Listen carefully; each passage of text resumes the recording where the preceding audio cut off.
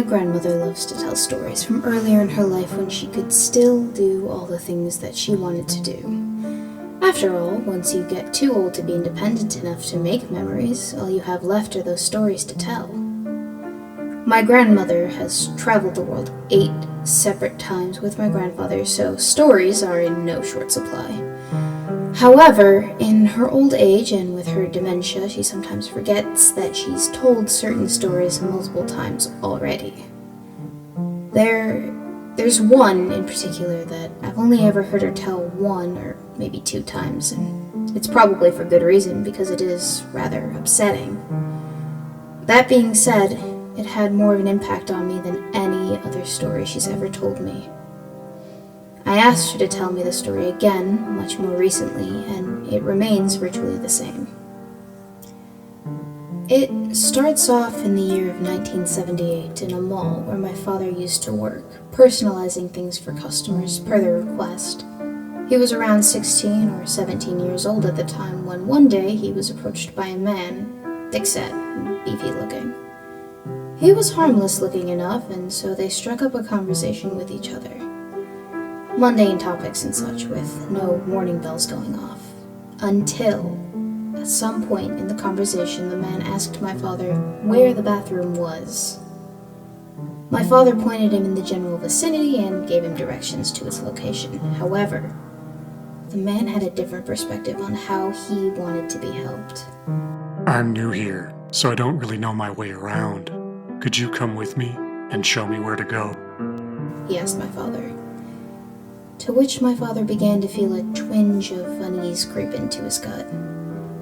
It was a rather strange request to get from someone, especially from a grown adult. He brushed off the feeling, however, and politely told the man that he couldn't leave his station unattended. But the man insisted, trying all manner of methods to persuade my father into escorting him to the bathroom. But my father remained firm, the unease slowly, steadily growing within him all the while. Eventually, to my father's relief, the man gave up and walked away. I wish I could say that that was the end of it, that it was just an instance of innocent paranoia, utterly devoid of meaning and insignificant in the grand scheme of things, but I can't, because it was in fact very significant, as the story doesn't necessarily end there. You see, the man that had approached my father in the mall had been none other than John Wayne Gacy, the killer clown.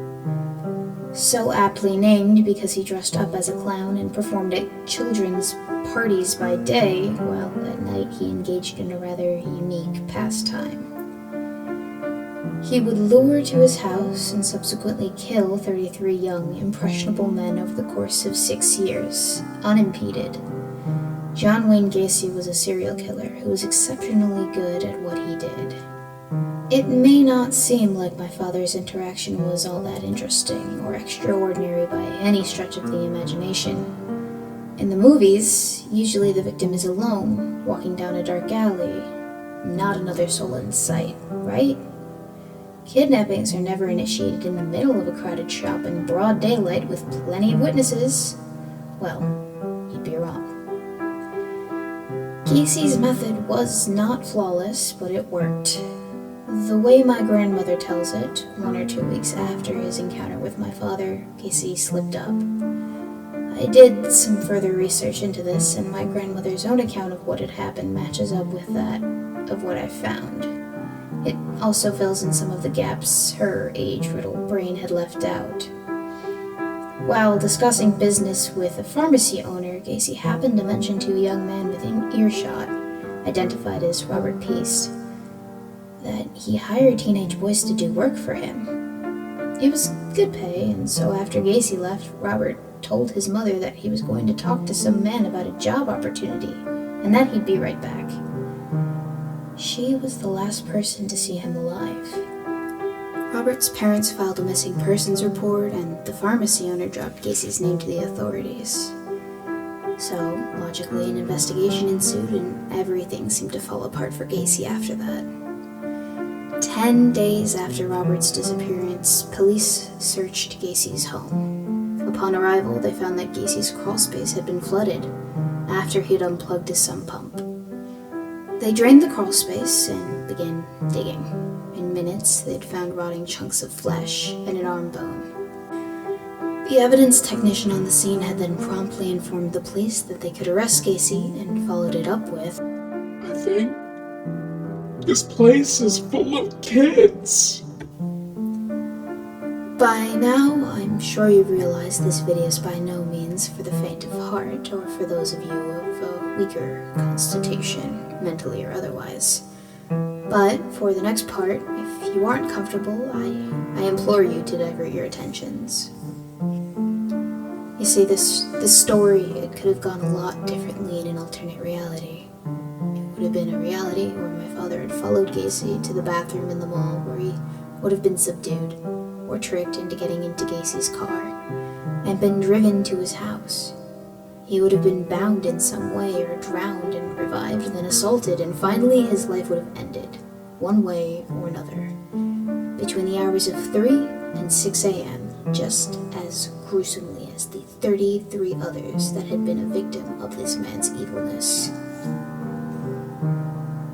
His body might have been shoved into a crawlspace, quicklime unceremoniously poured onto him in an effort to speed up the decomposition process, and to get rid of the incriminating evidence.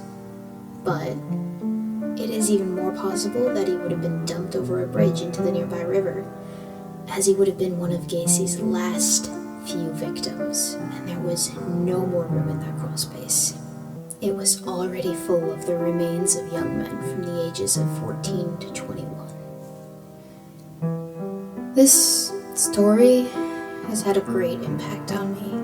Ever since I heard my grandmother tell it for the first time, I've had a vested interest in this case, and others like it. It gives me chills just thinking about how close a possibility it was that I might never have been born. Realizing that my dad, the strongest, most capable, and dependable person that I know, came that close to being a victim of a deranged serial killer, caught unawares. Had it not been for that uneasy feeling he had that day in the mall, everything would have been different. And it's humbling to say the least. At the same time, I find myself fascinated with pondering the possibility as to why someone would do such a thing. What kind of person does it take to kill 33 people in cold blood? What had to happen to lead to that mental state? We do know that John Wayne Gacy was diagnosed with antisocial personality disorder in 1968. The doctors concluded he was unlikely to benefit from group therapy and had a behavioral pattern that would perpetually put him at odds with society. However, for me, that simple answer won't do. I mean, honestly, how can you kill 33 people? Maybe it was the difficult relationship that he had with his father, plagued by torrents of abuse, both physical and verbal, that led him to commit such violent acts. Was it a delusional effort to make his father proud of him in some way? Perhaps it was revenge for having spent so much of his life trying to prove himself good enough. Maybe it was his way of finally fighting back against his father. Perhaps it was the reported molestation Gacy endured by a family friend or the bullying he faced in school that drove him to such acts of evil as an act of regaining control over his life. Did the murders have something to do with Gacy's mystery illness that he suffered, which caused him to seize and black out on occasion? Perhaps his fascination with the dead stems from his time as a mortuary attendant, sleeping on a cot a room away from where the embalming takes place, might have frayed his already fragile psyche beyond the point of reconcilement.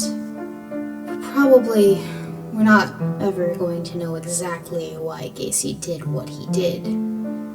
On May 9th, 1994, he was awarded last rites, a last meal of Kentucky Fried Chicken, a dozen fried shrimp, French fries, fresh strawberries, and a Diet Coke.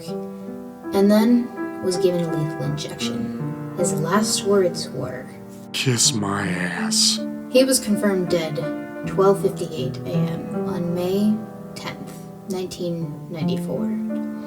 His brain removed and body cremated.